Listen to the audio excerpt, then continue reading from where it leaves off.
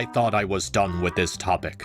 I thought after I made my video on Valve and Rockstar, I'd be able to shift my focus back to Pobbert and why he's one of the few good things to come out of Disney in the last 10 years. But no, because Sony decided to kick the door down and drop a nuke on everyone that they're no longer doing physical discs for their video games when the PS6 comes out. My week just keeps getting worse. The sun is trying to kill me, my wallet is taking a beating from the electric bill just to keep my air conditioner going and not die, Moana 2026 is coming up next week, and the cherry on top of this mountain of bullshit is Sony announcing the slow, inevitable death of gaming as an affordable hobby. It's turning into another luxury in an economy where you need to get into a street fight just to buy some groceries. I saw it coming. I saw it when they had the nerve to sell us a digital-only version of the PS5 and a Pro that doesn't even have a physical version at all. You have to buy that junk separately. This is easily the worst it's been so far. It's just as evil as making pizza digital only. The big suits currently running Sony need to be collectively shot, because what kind of garbage is this supposed to be?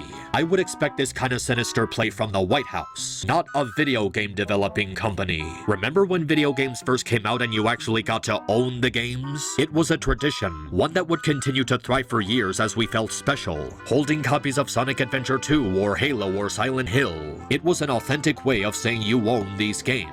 They were yours to have after you successfully annoyed your parents into buying it for you. Come on, we were kids, we didn't have jobs yet. And as we got older and had to buy games ourselves, it made the sensation of getting them more rewarding. We truly earned it by saving money and being able to afford it on our own without assistance. It's every gamer's dream to someday have an expansive library of classic games. Maybe even some modern sequels to our beloved classics that turned out to be good and not bullshit. But that era is being weeded out by the shitholes who want to control how much you spend on their products. Why is everyone upset? Digital only isn't the end of video games. Really? You see nothing wrong with this? Well, let me tell you why. Because they're gonna start holding everything hostage. Remember when people were complaining about online-only features for several fighting games? Because developers will eventually shut down the servers supporting them to shift their focus on servers for newer games? Imagine that, but 100 times worse. If you buy a digital copy of Metal Gear Solid but don't have the physical version, that's the same thing as saying you don't actually own the game. You think you can just download it and play it all you want. Well, it's not that simple. Buying a digital game doesn't mean you own the licensing to it, and digital purchases require a verification from your Wi-Fi. If your internet connection is shit, good luck getting that verification. It also leads to a really scary realization that these games could disappear at any moment, and now you have zero means of accessing them. Imagine if for whatever reason they decided to take down the store for PS3.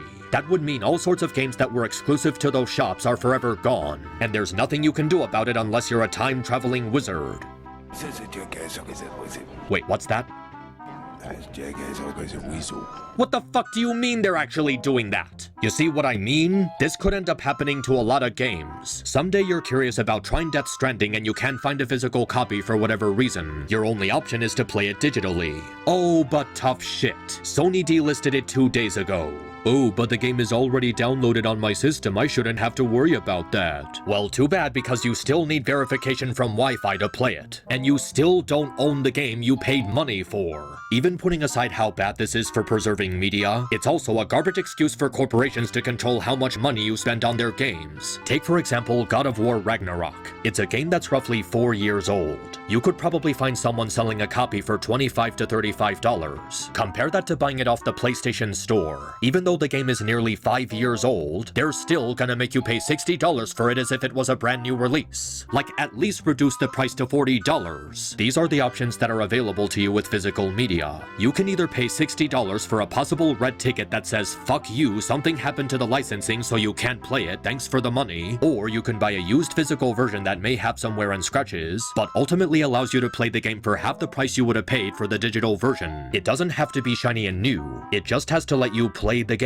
Well, that option is gonna be gone when the PS6 rolls around. With everything tethered to digital only, that means there's no option to buy games physically from a store after some years go by. You can't choose to buy a game cheaper. Your only option is to slave yourself to the whims of Sony as they choose what the price of the game will be. Sure, they might do some summer sale or cut the price down by maybe $10 eventually, but it still takes away freedom from the customer. And heck, that's not even talking about the space needed for digital only. Physical games may take up a chunk of space, but it's ultimately more accessible than digital only. If you buy physical, the game's data will be on the disc, and you only have to worry about updates and the application. But if it's digital, good luck not overstuffing your system because that shit is going in there full force. Digital is nothing but the game's coding, with nothing else to hold a portion of its data, which means games will now take up hundreds of gigabytes of space on a console. Almost 100 gigabytes for just one game. And that's if you're not getting something with a bullshit open world like Final Fantasy VII Downgrade.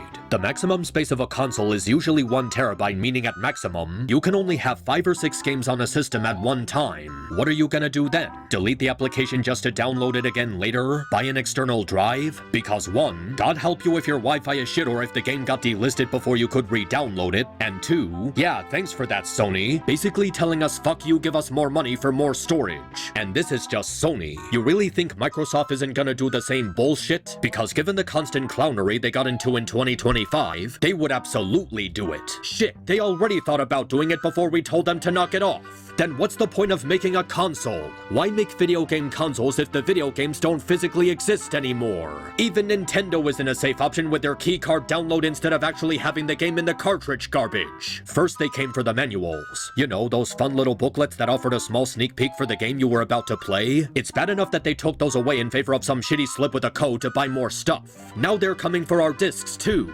Yeah, it was cool at first when Netflix and Xbox Live showed up to offer us a cool way to stream movies from home without ever having to go to a theater or video store, but then that garbage got into our video games, and the big three just turned it into a system to squeeze wallets bone dry with exclusive shit and abhorrent paywalls, deliberately blocking access from the full game unless you give them an additional $50. There were a couple of people who were confused when I said I got Silent Hill 2 for $200 on eBay, saying I could have played it on PC or an emulator, but it was a price I was willing to pay.